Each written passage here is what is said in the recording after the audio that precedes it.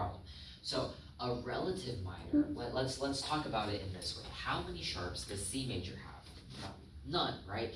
So the relative minor of a major scale is basically it's a minor scale that has the same number of sharps and flats as the major scale.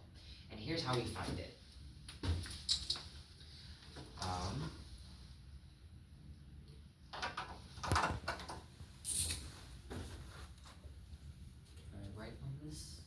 I can. Okay, so let's talk about C major scales, right?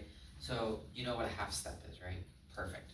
So let's say we're learning C major scale. In order to find the relative minor of a scale, what you want to do is you start here and you count 1, 2, 3.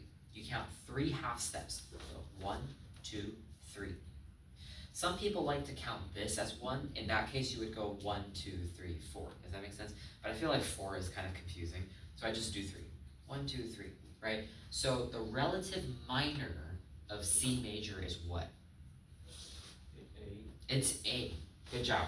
So if you start with, oh Lord, this marker sucks. I banished thee.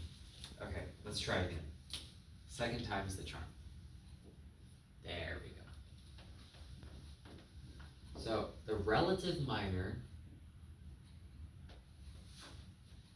of C major is A minor. Now, it's very important that when you write music, capital M in music always means major, right? So this is C major.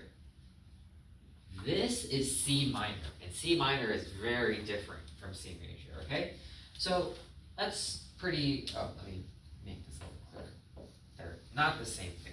Okay, so that's pretty easy, right? But what about this one? Let's look at A major, right? So let's look at A major. Can you, how many half steps do we need to go down to find the relative minor? 3. So we start here, 1, 2, 3. Okay, so we ended up on this black note. Well, now